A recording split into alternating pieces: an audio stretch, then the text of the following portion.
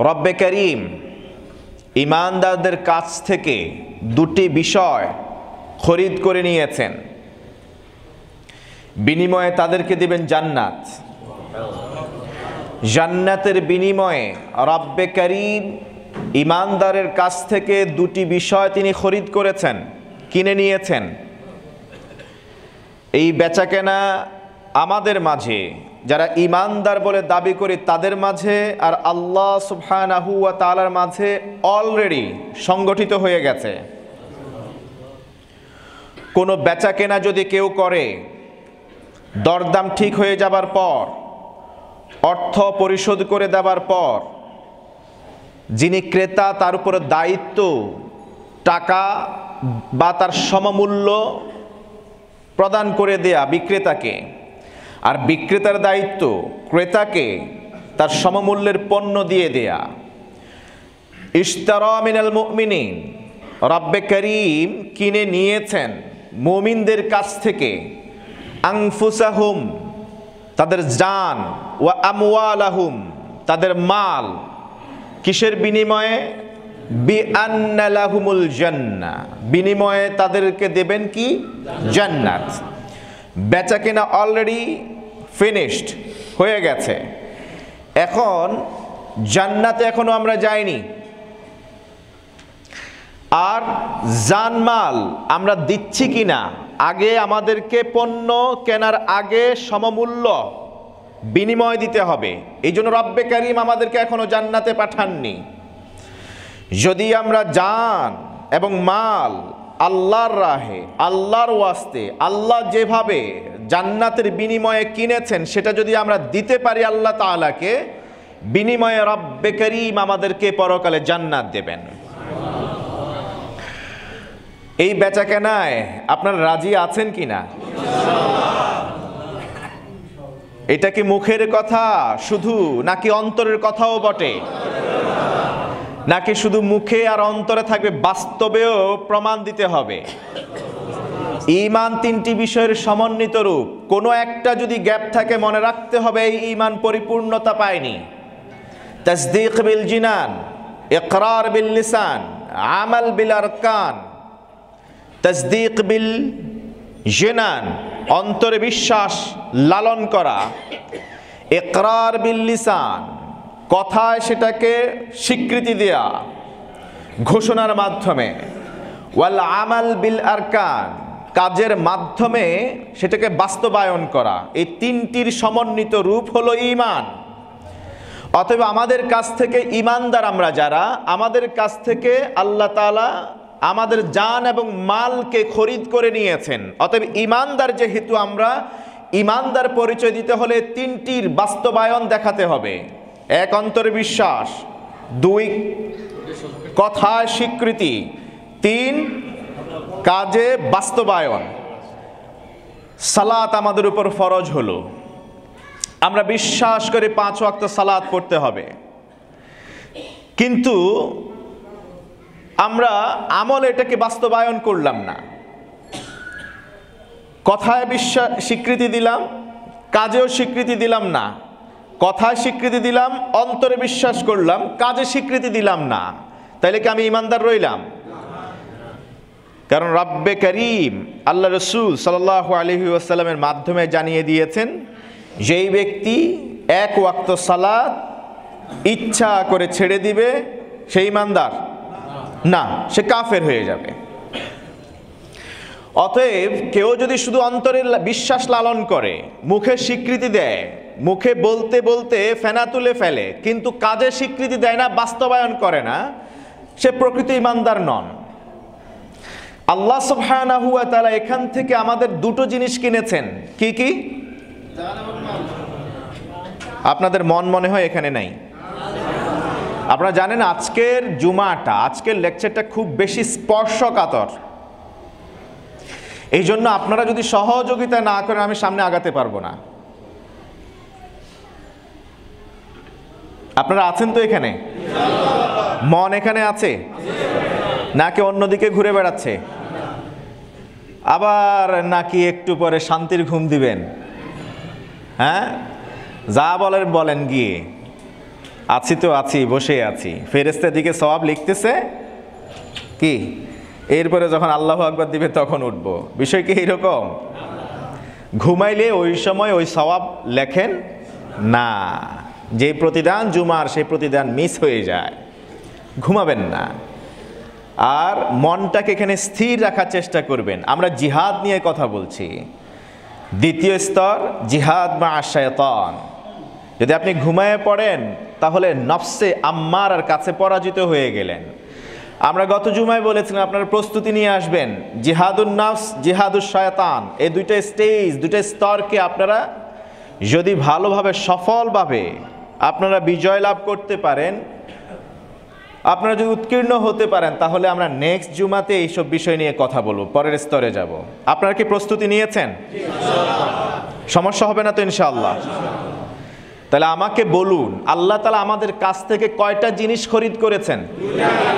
Number 1, number 2, বিনিময়ে কি পাবেন? এখন আমি বিশ্বাস করলাম আল্লাহ আমার জান কিনে নিয়েছেন, মাল কিনে নিয়েছেন। অতএব আমি যে বেঁচে আছি, এই জানটা কার?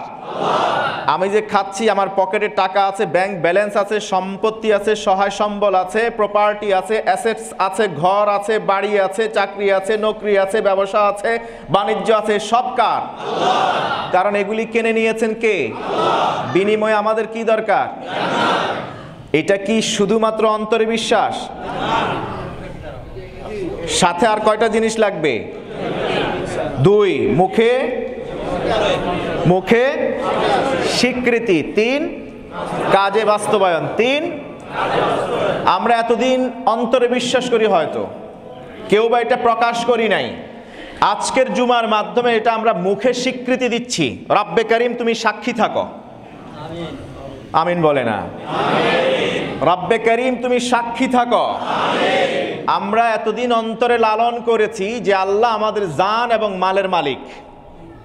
আজকে আমরা কথার মাধ্যমে এটাকে স্বীকৃতি দিচ্ছি। ঈমানের দ্বিতীয় স্তর, স্টেপ আমরা শেষ করলাম। 3rd হলো আবার কাজে বাস্তবায়নের পালা। আছেন তো, নাকি আবার ভেগে যাবেন?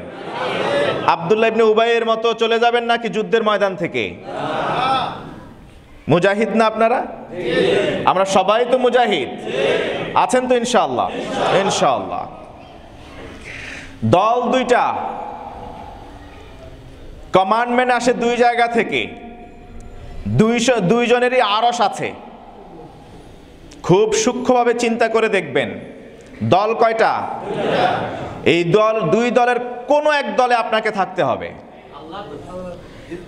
কোনো এক দলে আপনাকে থাকতে হবে। কমান্ডমেন্ট আসে 2 জনের কাছ থেকে, 2 দলের। 2 জনে আসন পেতে অবস্থান নিয়েছেন। হিজবুল্লাহ, হিজবুশ শায়তান। রব্বে করিম সূরাতুন নিসা এর 76 আয়াতে তিনি বলছেন, আল্লাযীনা আমানু ইউকাতিলুনা ফী সাবিলিল্লাহ ওয়াল্লাযীনা কাফারু ইউকাতিলুনা ফী সাবিলিত তাগুত। যারা ঈমানদার তারা আল্লাহর রাস্তায় জিহাদ করে, আল্লাহর দলভুক্ত হয়ে জিহাদ করে। যারা কাফের, ঈমানদার ছাড়া অন্য সবাই তারা তাগুতের দলভুক্ত হয়ে জিহাদ করে। তারাও জিহাদ করে, ঈমানদাররাও জিহাদ করে। তাগুতের দল শয়তানের দল। যারা হিজবুল্লাহ তারা আল্লাহর দল, হিজবুশ শায়তান তাগুতের দল। হিজবুল্লাহ কমান্ডমেন্ট আসে কার কাছ থেকে? হিজবুশ শায়তান কমান্ডমেন্ট আসে কার কাছ থেকে? শয়তান এবং তার বন্ধুদের কাছ থেকে। শয়তান এবং তার বন্ধুদের কাছ থেকে। রব্বে করিম কোথায় আছেন? রব্বে করিম কোথায় আছেন? আর রহমানু আলাল আরশি ইস্তাওয়া, আরশ আজিমের উপরে আছেন। শয়তান কোথায় থাকে? ইন্নাশ শায়াতানা ইয়াদাউ আরশাহু আলাল মা। শয়তানও আরশে আছে, তবে তার আরশ সপ্ত আসমান ভেদ করে নয়, বরং এই পৃথিবীর সমুদ্রের পৃষ্ঠে, সমুদ্রের উপরে, পানির উপর। তার মানে রব্বে কারীম আরশে আজিমের উপরে আছেন। ইবলিস তার সাথে শিরিক করতে গিয়ে, অহংবোধ দেখাতে গিয়ে সেও আরশ নিয়ে বসে, আসন পেতে বসে কোথায়? সমুদ্রের পানিতে। আল্লাহ তাআলার দল, এই দলের সৈনিক যারা, তাদের জন্য কমান্ডমেন্ট আসে আরশে আজিমের উপর থেকে। এই কমান্ডমেন্ট দেন কে? আর ইবলিস তাগুতের দল, এই দলে যারা আছে এই সৈনিকদের কমান্ডমেন্ট আসে সমুদ্রের মধ্যখান থেকে। এই কমান্ডমেন্ট দেয় কারা? ইবলিস এবং তার দলবল। Now you have to decide, আপনি কোন পথে যাবেন, কোন দলে আপনি আপনার নাম লিখাবেন। ঠিক করেছেন? তৃতীয় কোনো দল নাই। দল কয়টা?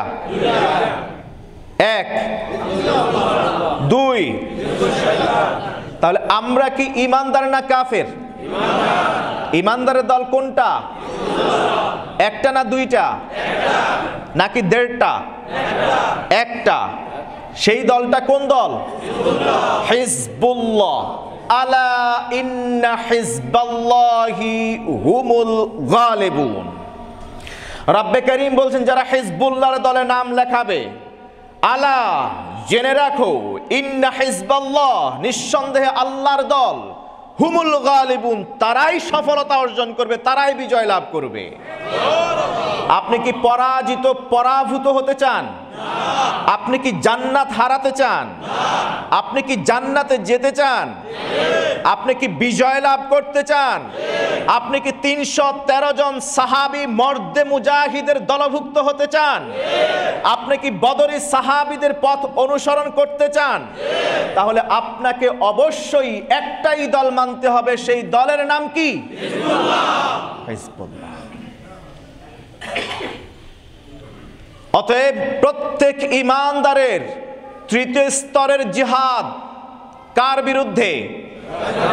কাফেরদের বিরুদ্ধে জিহাদ করা।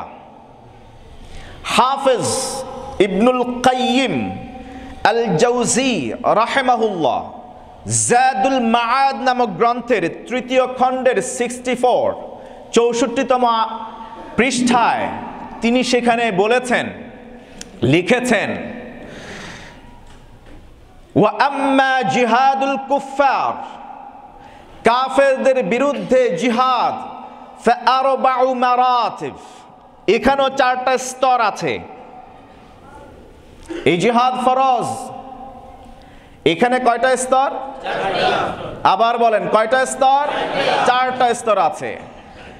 বিল কলব, বিল লিসান, ওয়া বিল মাল, ওয়া বিন নফস। এক, বিল কলব, অন্তর দিয়ে জিহাদ করা। 2, বিল লিসান, কথা দিয়ে জিহাদ করা। 3, বিল মাল, সম্পদ দিয়ে জিহাদ করা। নাম্বার 4, বিন নফস, জীবন দিয়ে, জীবন বাজি রেখে জিহাদ করা। তাহলে জিহাদুল কুফফারের স্তর কয়টা? আবার কি ঘুমিয়ে পড়েছেন? আজকে আমি একজনকে ঘুমাতে দেব না। আমি একটু পরে ডেকে ডেকে বলবো, এই আপনি ঘুমাইতেছেন কেন? আমি কিন্তু এখন আমার চোখে 2 জন আছে, বলবো না এখন, তবে সাবধান করে দিলাম, এরপরে কিন্তু বলে দেব। কারণ আমি আমার ভাইকে রেখে জান্নাতে যেতে চাই না। আমার ভাইয়ের ঈমানকে অপরিপূর্ণ রেখে আমি সাচ্চা ঈমানদার হতে পারবো না, ঠিক কিনা? তো আমরা উইন উইন সিচুয়েশনের দিকে যাব। আমরা সবাই একসাথে জান্নাতে যাব। মরলে একসাথে মরবো, বাঁচলে একসাথেই বাঁচবো ইনশাআল্লাহ। রাজি আছেন তো? অতএব আমার চোখ কিন্তু এখন থেকে সবার চোখের দিকে যাবে, আই কন্ট্যাক্ট করার চেষ্টা করবে। So be careful, be careful. আপনারা কি মানে রাগ করতেছেন আমার উপর? করেন, কিছু আসা যায় না। করলেও আমি করব, না করলেও করব, এটা ইনশাল্লাহ আজকের জন্য অন্তত। হতে পারে কোনো একদিন এরকম এসে বলবো যে এবার আপনারা যতক্ষণ পারেন ঘুমান, আমি একটু রেস্ট নেই। অন্তত আজকে ঘুমাতে দেব না। রাজি আছেন তো ইনশাআল্লাহ? জিহাদুল কুফার, ইমানদারদের তৃতীয় স্তরের জিহাদ। এই জিহাদের কয়টা স্তর আছে? 1, অন্তর দিয়ে জিহাদ করা।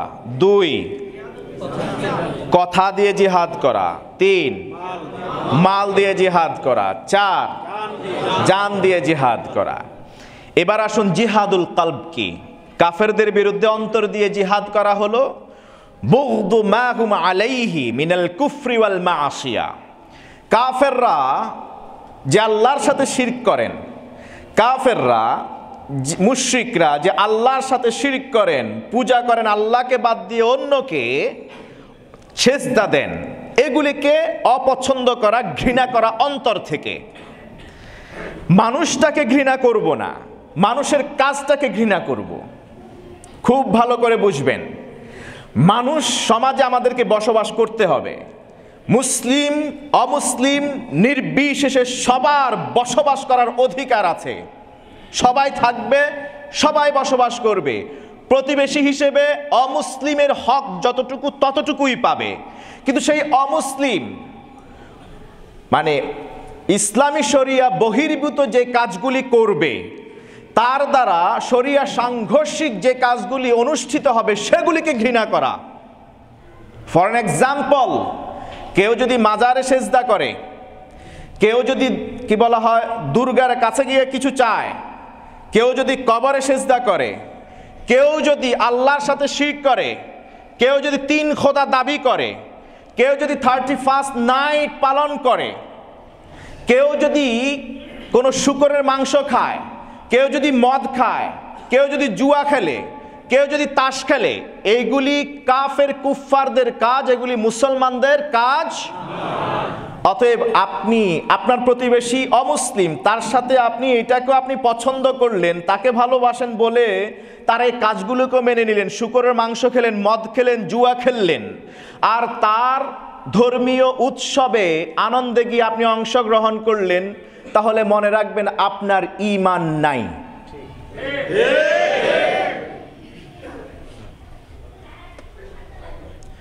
আপনার দায়িত্ব হলো প্রথম স্তর জিহাদুল কুফার, অন্তর দিয়ে তার এই কাজগুলোকে ঘৃণা করা। কোনগুলা? যেগুলো আল্লাহর রাসূলের বিরুদ্ধে যায়। অন্য সামাজিক কাজের ব্যাপারে কোনো ধরনের হিংসা বিদ্বেষ থাকবে না। ইভেন কোনো অমুসলিম ব্যক্তি বিশেষে কেউ, কোনো মুসলমান তাকে অশ্রদ্ধা, অসম্মান, ঘৃণা তাকে করতে পারে না।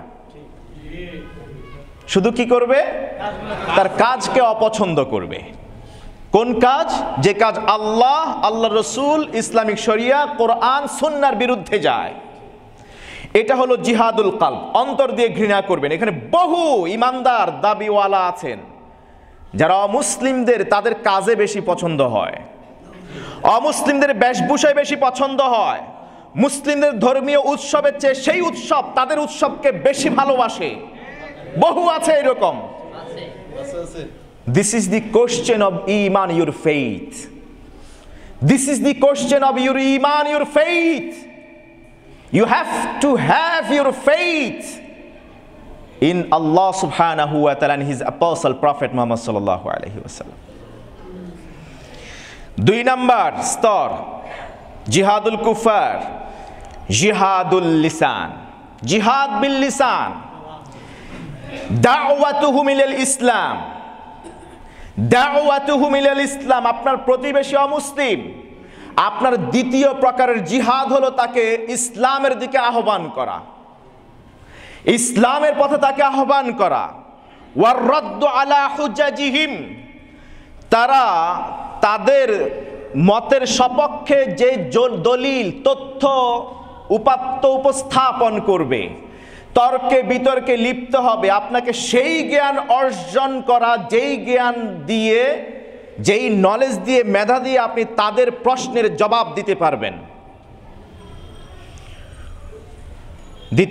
দ্বিতীয় স্তর কি? জিহাদ বিল লিসান, আপনার কথা দিয়ে তাদের সাথে জিহাদ করবেন।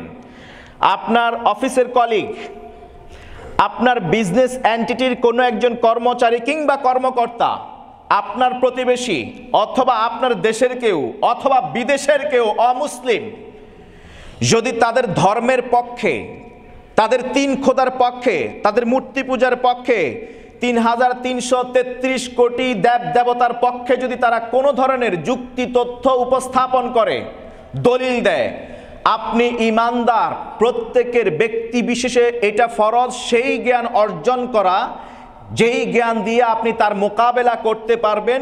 এই জ্ঞান দিয়ে বিজ্ঞানের মাধ্যমে, কথার মাধ্যমে আপনি তাকে প্রোটেস্ট করবেন। আপনি কথার মাধ্যমে যুক্তিবিদ্যায় আপনি হেরে যাবেন না। যদি আপনি হেরে যান এখানে তার যুক্তির কাছে, মনে রাখতে হবে আপনার ঈমান প্রশ্নবিদ্ধ। এই জন্য প্রত্যেক ইমানদার মুসলিম নর নারীর উপরে ইসলামের বেসিক মেসেজ, বিশেষ করে ঈমানের নলেজটা থাকা এটা ফরজ। ফাআলাম আন্নাহু লা ইলাহা ইল্লাল্লাহ। লা ইলাহা ইল্লাল্লাহ এটা মুখে জপার যেমন একটা বিষয়, ঠিক তেমনি পাশাপাশি তার চেয়ে গুরুত্বপূর্ণ হলো লা ইলাহা ইল্লাল্লাহকে এটাকে শেখা, এর মধ্যে কি অর্থ আছে, কি মর্মার্থ আছে, কি অন্তর্নিহিত মিনিং আছে, এর উদ্দেশ্য কি, আল্লাহ তাআলা কি বলতে চেয়েছেন এই লা ইলাহা ইল্লাল্লাহর মাঝে, এটা জানা। অতএব কাফেরদের সাথে জিহাদ ইমানদারের তৃতীয় স্তরের জিহাদ। এই জিহাদের কয়টা স্তর আছে? আরো জোরে। এক নাম্বার স্তর, সবাই বলেন নাই। এক, দুই জিহাদ বিল লিসান, তিন জিহাদ বিল মাল, চার জিহাদ বিন নাফস। আমরা এর মধ্যে বলেছি জিহাদ বিল কালব, এর মানে কি? অন্তর দিয়ে ঘৃণা করা। কি ঘৃণা করা? তার শরিয়া গর্হিত কাজকে। এখন যদি সে বিজনেস করে, আপনি কি তার সাথে বিজনেস করবেন না? অবশ্যই করবেন। বিশ্বনবী কাফের কুফার মুশরিকদের সাথে বিজনেসের চুক্তি করেছেন, বিজনেস তাদের সাথে করেছেন, তাদের কাছ থেকে মাল কিনেছেন, তাদের কাছে বিক্রি করেছেন। ইভেন রেশমি কাপড় বিশ্বনবীকে হাদিয়া দেওয়া হলে তিনি গ্রহণ করতেন, যেটা ইমানদারদের জন্য হারাম ব্যবহার করা। আল্লাহ রসুল সাল্লাল্লাহু আলাইহি ওয়াসাল্লামের পরবর্তী যুগে এরপরে এসে ইমাম আবু হানিফার কথা বলেন, তিনি রেশমি কাপড় উৎপাদন করতেন বহু দেশে, সেখানে তার শোরুম ছিল, সেখানে তার গোডাউন ছিল, সেখানে তিনি ওইগুলিকে স্টোর করতেন, ওখান থেকে বিক্রি করতেন স্থানীয়ভাবে রেশমি কাপড়। আপনি বিজনেস তাদের সাথে করতে পারেন। এখন যদি আপনি বলেন যে কাফের মুশরিকদের সব কাজকে ঘৃণা করা, এটাকে বলা যাবে? বরং তাদের যেই সব কাজ ইসলামিক শরিয়ার বিরুদ্ধে যাবে, আপনার ধর্মে অনুভূতিতে আঘাত হানবে, কোরআন এবং সুন্নাহর বিরুদ্ধে যাবে, ওই কাজগুলিকে ঘৃণা করা। দুই নাম্বার স্তর জিহাদ বিল লিসান। এই জিহাদ কেমন জিহাদ? কথার জিহাদ, কথার জিহাদ, তর্কের জিহাদ, উত্তম তর্ক। ওয়াজাদিলহুম বিল্লাতি হিয়া আহসান। রব্বে কারীম বলছেন, যখন তোমরা অমুসলিমদের সাথে কথা বলবে, তাদের সাথে কথা বলবে, তর্ক করবে উত্তম পন্থায়, মনে রাখবে সবসময় তুমি বেস্ট অফ দি বেস্ট হবে, তোমার কথাই উত্তম হবে, তুমি রেগে যাবে না, তুমি বকা দিবে না, গালমন্দ করবে না, তোমার কথা তার চেয়ে কম মূল্যবান হবে না, বরং তুমি তোমার কথা দিয়ে বিজয় ছিনিয়ে নিয়ে আসবে। আর এই জিহাদ সবার উপরে ফরজ। আমার উপরে যেমন ফরজ অমুসলিমদের বিরুদ্ধে এই জিহাদ করা। কোনটা? জিহাদ বিল লিসান। এই যে আমরা এখন কথা বলছি, এটাও জিহাদ, এটাও জিহাদ। জুমার খুতবায়, মাহফিলে, স্টেজে, সেমিনারে, সিম্পোজিয়ামে, যেখানে লেকচারে যেই সব কথাগুলি বলা হয় আল্লাহ, আল্লাহর রসুলের জন্যে, দিন ইসলামের জন্যে, এবং যেগুলি তাগুতের বিরুদ্ধে যায় সেগুলোই জিহাদ।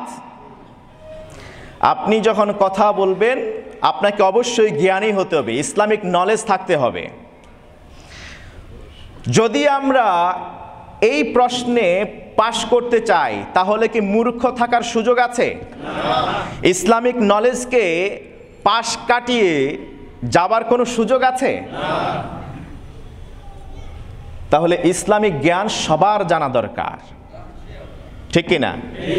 এখন বয়স অনেকের প্রায় শেষ প্রান্তে চলে এসছে, কেউ বা বোনাস পাইছেন, অনেকে আছে যেমন আমার সভাপতি সাহেব, এটা বোনাস জীবন। আল্লাহ তাআলা তার এই হায়াতকে, বর্ধিত এই অংশটুকুনকে নাজাতের ওসিলা বানান।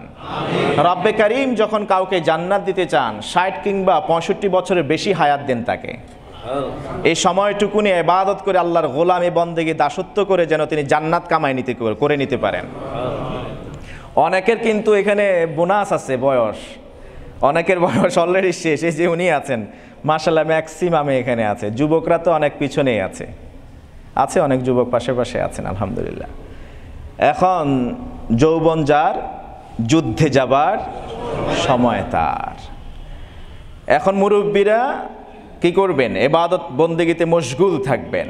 যুবকরা এখন এই দায়িত্ব নেবে, তারাই এখন ইসলামের এক একজন অ্যাম্বাসেডর হবেন। প্রত্যেক যুবক এক একজন অ্যাম্বাসেডর হবে ইসলামের পক্ষে। প্রত্যেক যুবক এক একজন হিজবুল্লাহর দলের সৈনিক হবে। প্রত্যেক যুবক ইসলামের এই বাণীকে, আলোকে, শাশ্বত এই ধর্মকে সবার কাছে পৌঁছিয়ে দিবে। দ্বীন ইসলামকে কায়েম করে ছাড়বে এই বাংলার বুকে। জিহাদ বিল লিসান, কথায় কখনো পরাজয় বরণ করা যাবে। এই বয়ান শিক্ষা দিয়েছেন কে? রব্বে কারীমের সবচেয়ে বড় নিয়ামতের 3 নাম্বার নিয়ামত আল্লামাহুল বায়ান। তিনি বয়ান শিক্ষা দিয়েছেন আমাদেরকে, কথা বলার যোগ্যতা দিয়েছেন। এই কথা, এই বয়ান, এই যোগ্যতা, এই কোয়ালিটি, এই স্কিল কার পক্ষে ব্যয় হবে? আল্লাহর পক্ষে। জিহাদ বিল মাল, জিহাদ বিন নাফস। আমরা আগেই বলেছি আল্লাহ তাআলা আমাদের কাছ থেকে কয়টা জিনিস কিনে নিয়েছেন? আবার বলি, কয়টা জিনিস কিনে নিয়েছেন? 1 2 1 2 বিনিময়। এই প্রশ্নে আসলে আর নাই। প্রথম 2টা ঠিক আছে হুজুর, 1 অন্তর দিয়ে ওকে, নো প্রবলেম। চাকরিও ঠিক আছে, ব্যবসাও ঠিক আছে, সমাজও ঠিক আছে, everything is okay and nothing to be ruined, কোনো সমস্যা নাই। মালের কথা কইলেই তখন আর পাওয়া যায় না। ইল্লা মাশা আল্লাহ, ইল্লা মাশা আল্লাহ। এখনো আবু বকরের উত্তরসূরি আছে, এখনো ওমরের উত্তরসূরি আছে, এখনো ওসমানের উত্তরসূরি আছে, এখনো রাসূল করিম সাল্লাল্লাহু আলাইহি ওয়াসাল্লামের সেই সব সাহাবীদের উত্তরসূরি আছে যারা নিজেদের ঘরে আল্লাহর রাসূলকে ছাড়া আর কিচ্ছু রাখে না, সবকিছু আল্লাহর রাস্তায় দান করে দেয়। আছে, এখনো আছে। কিন্তু এখন ম্যাক্সিমাম মাহফিলের আমরা দেখি, পরবর্তী মাহফিল করার জন্য যদি ঘোষণা করে এখন বসেন একটু কালেকশন করা হবে, এই শুরু হলো আর কি। ওনার কত যে তাড়া এখন, আর কে কত আগে বেরোতে পারে। এই বিশাল মসজিদ, আমি যখন প্রথম এই জুমাতে অংশগ্রহণ করেছিলাম আজ থেকে প্রায় 4 বছর আগে, হাদিয়া উঠে 6,000 টাকা 7,000 টাকা। আমি থান্ডার্ড হয়ে গেছি, আমি অবাক হয়ে গিয়েছিলাম প্রথম জুমাতে, কি অবস্থা, এত বিশাল মসজিদ। পরে আমি আমার প্রাক্তন সভাপতি মহোদয়, আল্লাহ তাআলা তাকে জান্নাতুল ফেরদাউস নসিব করুন, তাকে জিজ্ঞেস করেছিলাম যে শেখ এখানে মুসল্লির সংখ্যা কত হয় আনুমানিক? উনি বললেন 10 থেকে 12,000 মুসল্লি হয়। 10 থেকে 12,000 মুসল্লি যদি হয়, 1 টাকা করেও যদি সবাই দিয়ে যায়, তাহলে তো 10-12,000 টাকা হওয়ার কথা, 6-7,000 টাকা, তাই ঠিক না? এখন সেটা আলহামদুলিল্লাহ 30 ক্রস করেছে, 30 ক্রস করেছে। এটা আরো বাড়ানো দরকার। বাড়বে কিনা? খুব সহজভাবে মনে রাখবেন, যদি সাহাবী যুগে আপনি জন্মগ্রহণ করতেন, আপনার অর্জিত সম্পদের খুমুস 1/5 আল্লাহর রাস্তায় দান করে দেয়া লাগতো। মনে হয় সেই ঐতিহ্য এখন আর আমাদের মাঝে নাই। আপনি যত টাকা স্যালারি পান, যত টাকা আপনার ইনকাম হয়, এটাকে ভাগ করুন। আপনার সন্তান যদি 5 জন থাকে, মনে করবেন ইসলাম আরেকটা সন্তান, আপনার ফি সাবিলিল্লাহ আরেকটা সন্তান। আপনার ওই 5 সন্তানের পিছনে যা ব্যয় করবেন, গড়ে একজনের পিছনে যা পড়ে ব্যয় করা, আপনি ওই সাবিলিল্লাহ সন্তানের পিছনেও এক অংশ ব্যয় করবেন। হাসরের ময়দানে আমার মতে, আমি যতটুকু জেনেছি, পড়েছি, বুঝেছি, দেখেছি, সবচেয়ে কঠিন হবে সম্পদশালীওয়ালাদের। হাজার হাজার বছর গুজারি যাবে, এক পায়ের উপরে খাড়া থাকবে, 100% নম্বরের 40% প্রশ্নই হবে সম্পদ সংক্রান্ত। মিন আইনা ইকতাসাবাহু ওয়া ফীমা আনফাকা, কোন পথে অর্জন, কোন পথে ব্যয়, কোন পথে অর্জন, কোন পথে ব্যয়। রব্বে করিম আমার কাছ থেকে, ইমানদারের কাছ থেকে আমার সম্পদ কিনে নিয়েছেন, আমার মাল কিনে নিয়েছেন, আমার জান কিনে নিয়েছেন, অথচ আমি মাসের পর মাস চলে যায়, বছরের পর বছর চলে যায়, আল্লাহর রাস্তায় 1 পয়সা দেই না, অথচ নামাজ পড়ে আমি শুধু জান্নাতে যেতে চাই। How funny! কি করে সম্ভব? এটা আমার বুঝে আসে না। আল্লাহর রাস্তায় আল্লাহর সম্পদ ব্যয় না করে, আল্লাহর সম্পদ আল্লাহকে ফিরিয়ে না দিয়ে আমি জান্নাতে যেতে চাই, এটাও অন দ্য কন্ট্রারি সম্পদ গসব করা, সম্পদ মেরে দেওয়ার শামিল। কারণ আমাদের মাঝে আল্লাহর মাঝে ইতিমধ্যে চুক্তি হয়ে গেছে, আল্লাহ আমার জান এবং মাল নিয়ে নিয়েছেন, আমাকে কি দেবেন? অতএব আমি তার জান্নাতের আশা করছি, জান্নাতের আশায় বসে আছি, কিন্তু তাকে আমি জানও দিচ্ছি না, তাকে আমি মালও দিচ্ছি না। এটা কেমন ধরনের বিজনেস আমি করেছি আল্লাহর সাথে? আপনারা কি কথা বুঝতেছেন? পারবেন তো ইনশাআল্লাহ? জিহাদ বিলমাল। সাহাবীদের যুগে নবী সাল্লাল্লাহু আলাইহি ওয়াসাল্লাম যখন কোনো যুদ্ধের জন্য আহ্বান করতেন, এক একজনে তাদের প্রতিযোগিতায় লিপ্ত হতেন। তারা, ইভেন নারীরা পর্যন্ত নিজেদের গলার চেইন, কানের দুল, নাকের ফুল, হাতের রিং, ইভেন যা যা আছে সব কিছু নিয়ে এসে বিলাল ইবনে রাবাহ রাদিয়াল্লাহু তাআলা আনহুর চাদরের মধ্যে রেখে দিতেন। নারীরা পর্যন্ত, নারীদের কথা বলছি, পুরুষদের কথা তো জানেনই আপনারা।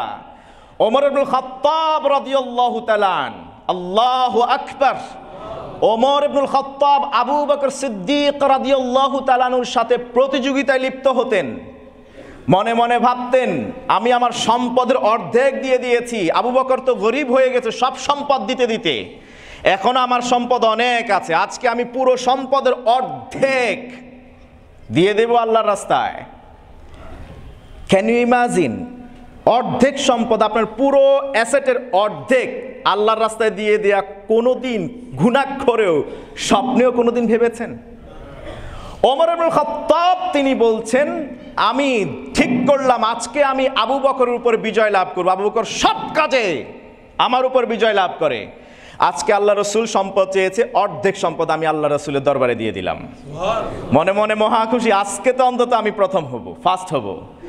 আবু বকর নিয়ে আসলেন একটা পুটলিতে করে কিছু জিনিস নিয়ে এসে আল্লাহ রসুলের দরবারে রাখলেন।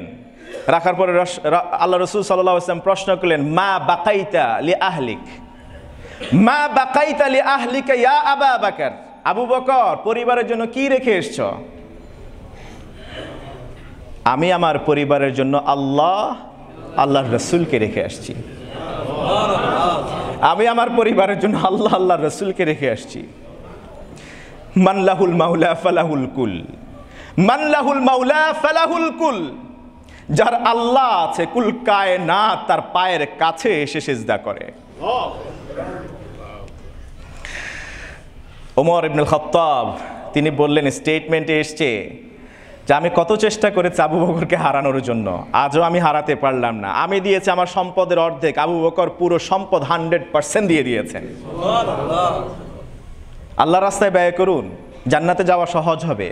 আল্লাহর রাস্তায় ব্যয় করুন, আপনার বিপদ দূর হয়ে যাবে। আল্লাহর রাস্তায় ব্যয় করুন, আপনার সম্পদ বেড়ে যাবে। আল্লাহর রাস্তায় ব্যয় করুন, আপনি সম্পদের নিচে হাসরের ময়দানে স্থান পাবেন, ছায়া পাবেন। সম্পদ ব্যয় করুন, আপনার অসুস্থতা ভালো হয়ে যাবে। সম্পদ ব্যয় করুন, আপনার শত্রুর মোকাবেলা আল্লাহ ফেরেশতা দিয়ে কে করবেন। সম্পদ ব্যয় করুন, সম্পদ ব্যয় করুন আল্লাহর পথে। Number 4, fourth stage. হ্যাঁ, আছেন তো? Last stage, this is the crucial stage. হ্যাঁ, শেষ স্টেজ হলো জিহাদ বিন নাফস। জিহাদ বিন নাফস, জীবন দিয়ে জিহাদ করা, জীবন দিয়ে জিহাদ করা। এটাকে বলা হয় জিহাদের সর্বোচ্চ চূড়ান্ত রূপ, সর্বোচ্চ চূড়ান্ত রূপ। এরপর আর কোনো জিহাদ নাই, সশস্ত্র জিহাদ, সশস্ত্র জিহাদ। এবার ফর অ্যান এক্সাম্পল, খুব মনোযোগ, খুব মনোযোগ। এতক্ষণ যতটা অ্যাটেন্টিভ ছিলেন সবটুকুন একযোগ করে এখন এই অংশটুকুনে আপনি নিবেদিত করুন। খুব মনোযোগ। এই অংশটার অপব্যাখ্যা করার কারণে আজকে বোমাবাজি হয়, এই অংশটার অপব্যাখ্যা করার কারণে আজকে সন্ত্রাসী হয়, আজকে বিভিন্ন জায়গায় মানুষকে আত্মহত্যার মুখোমুখি হতে হয়, অপব্যাখ্যা করার কারণে, মিস ইন্টারপ্রেট করার কারণে, না বুঝার কারণে। কাফেরদের বিরুদ্ধে জিহাদের চতুর্থ and last stage, and this is the final stage. এই স্টেজ হলো জিহাদুল কুফার আনি আল কিতাল, সশস্ত্র জিহাদ করা। তবে এই জিহাদ করার জন্যে 4টা শর্ত উপস্থিত থাকতে হবে। কয়টা শর্ত? যদি 4টা শর্ত উপস্থিত থাকে তাহলে কাফেরদের বিরুদ্ধে সশস্ত্র জিহাদ করা প্রত্যেকের উপরে ফরজ, কিংবা ইসলামিক শাসক নেতা যাদেরকে মনোনীত করবেন তাদের উপরে ফরজ। কয়টা শর্ত? খুব মনোযোগ সহকারে শুনবেন। নাম্বার 1, ইমানদারগণ কাফের কুফার কর্তৃক জুলুম নিপীড়নের শিকার হবে।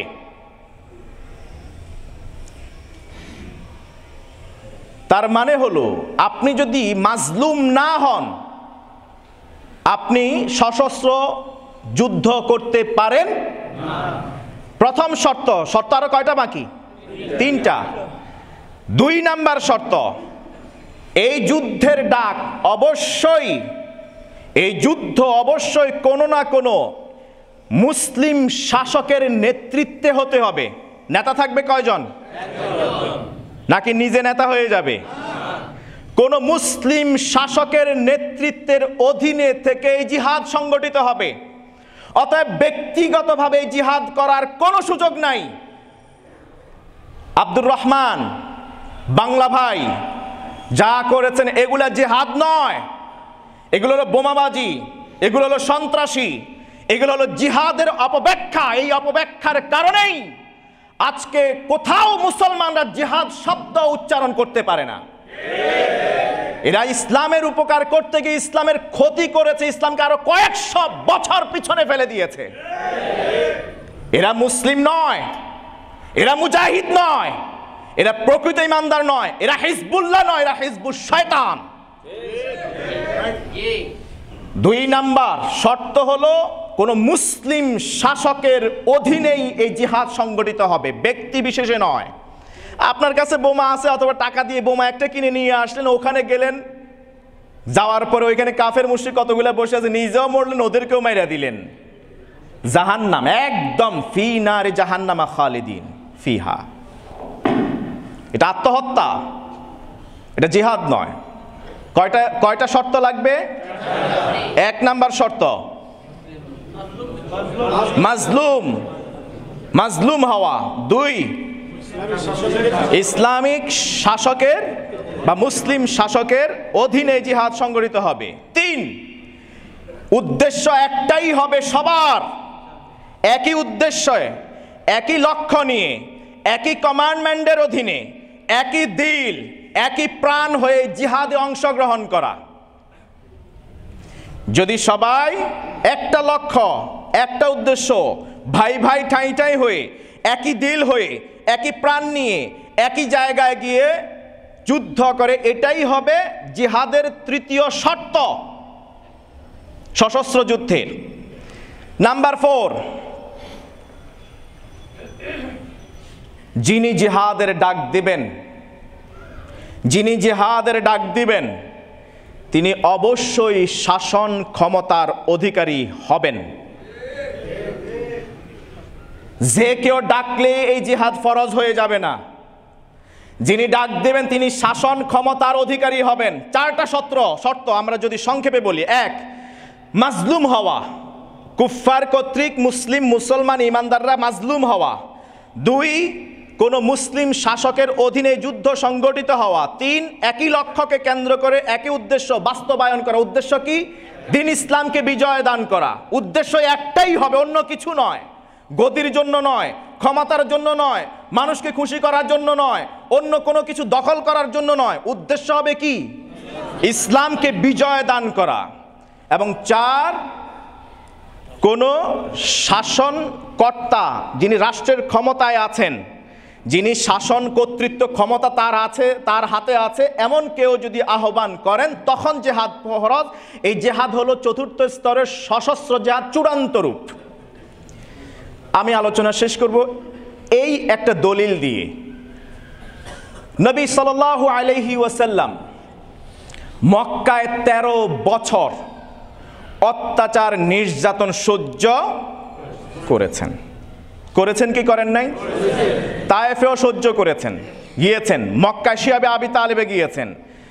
রাসূল করিম সাল্লাল্লাহু আলাইহি ওয়াসাল্লাম এমন একজন নেতা, যেই নেতার জন্য চোখের সামনে যেই নেতা যদি বলতেন তুমি এই মুহূর্তে নিজের জান নিয়ে নাও কোনো কারণ ছাড়াই, কেউ কি পিছপা হতেন? জীবন বাজি রাখতেন তারা। তীর আসতো নিজের বুক পেতে দিতেন সাহাবীরা, তলোয়ারের আঘাত আসতো নিজেদের পিঠকে পেতে দিতেন, দেয়াল হয়ে প্রাচীরের মতো দাঁড়িয়ে যেতেন নবী সাল্লাল্লাহু আলাইহি ওয়াসাল্লামের চারপাশ ঘিরে। এমন সাহাবীদেরকে আল্লাহ রসুল 13 বছর জীবনে কয়জন সাহাবীকে একবার বলেছেন যাও নিজেও মারো ওদেরকেও মারো? মক্কায় 13 বছর নির্যাতন সহ্য করেছেন। বলতে পারতেন যে কাবার প্রান্তরে যাও, ওইখানে সবাই বসে, ওখানে দারুন নদওয়াতে যাও, ওখানে সবাই বসে আমাকে হত্যার পরামর্শ করছে, যাও তুমি জান্নাতে যাবা, তবে সাথে এই বোমাটা নিয়ে যাও, এটা গিয়ে নিজেও মারা সব শেষ করে দাও। করেছেন? ছোট ছোট কোন যুদ্ধ তিনি করেছেন? কোন সাহাবীকে বলেছেন যাও যুদ্ধ করো ওইখানে? মক্কাতে থেকে 13 বছর অকাতরে অত্যাচার নির্যাতন সহ্য করেছেন, কিন্তু একবারের জন্য তিনি সশস্ত্র যুদ্ধের ডাক দেন? কারণ তার হাতে শাসন ক্ষমতা কর্তৃত্ব ছিল। মদিনায় গিয়েছেন, রাষ্ট্রপতি হয়েছেন, আল্লাহ তাআলার পক্ষ থেকে ফয়সালা পেয়েছেন। প্রথম যুদ্ধ যেতে না যেতেই সংগঠিত হয়েছে। ইতিহাসে এই যুদ্ধের নাম কি? বদরের যুদ্ধ। 313 জন সাহাবী নিয়ে 1000 বাহিনীকে একদম সাফা করে দিয়েছেন। অথচ এই সাহাবীগুলাই ম্যাক্সিমামে কিন্তু মক্কাতে ছিলেন। তারা প্রত্যেকেই কি ছিলেন ওই সময়? কেউ বা রাখাল শ্রেণীর, কেউ বা খাইতে পারতেন না, কেউ বা গোলাম ছিলেন, তরবারে যুদ্ধ করারও কোনো ক্ষমতা ছিল না, কোনো অভিজ্ঞতা ছিল না। এরপরও যখন মদিনায় গেলেন, শাসন ক্ষমতা পেলেন একই নেতার অধীনে, একই মুসলিম শাসকের অধীনে, তিনি আহ্বান করলেন সবাই একই উদ্দেশ্যকে কেন্দ্র করে মাজলুম হবার কারণে যুদ্ধের ডাক দিলেন। বিজয় দিয়েছেন কে? আল্লাহ। অতএব আপনি বিক্ষিপ্তভাবে ছিটিয়ে আপনি আলাদাভাবে যতই যাই করেন ইসলামের কল্যাণ করার জন্য, বরং এটা ইসলামকে দাবিয়ে দিচ্ছেন। আপনি বিশ্বের বুকে মুসলিম উম্মাকে, ইসলামকে আপনি কালার করছেন। এইরকম কাজ, গর্হিত কাজ কোনো ইমানদার করতে পারে? পারে কি? না। আল্লাহ তাআলা আমাদেরকে হেফাজত করুন। আল্লাহ তাআলা আমাদেরকে হেফাজত করুন। সংক্ষেপে আমরা একবার বলে শেষ করব। আজকে আমরা কোন প্রকারের জিহাদ নিয়ে কথা বলেছি? জিহাদুল কুফফার। জিহাদুল কুফফার, এই জিহাদুল কুফফারের কয়টা স্তর আছে? একসাথে আমরা বলবো। 1, জিহাদ বিল কলব। 2, জিহাদ বিল লিসান। 3, জিহাদ বিল মাল। 4, জিহাদ বিন নফস। আবার বলি, জিহাদ বিল কলব, অন্তরের জিহাদ। এবার বাংলায় বলবো আমরা, অন্তরের জিহাদ, কথার জিহাদ। কথার জিহাদ মানে জ্ঞানের জিহাদ। 3, সম্পদের জিহাদ। 4, জানের জিহাদ। অতএব এই জিহাদ সবার উপরে ফরজ।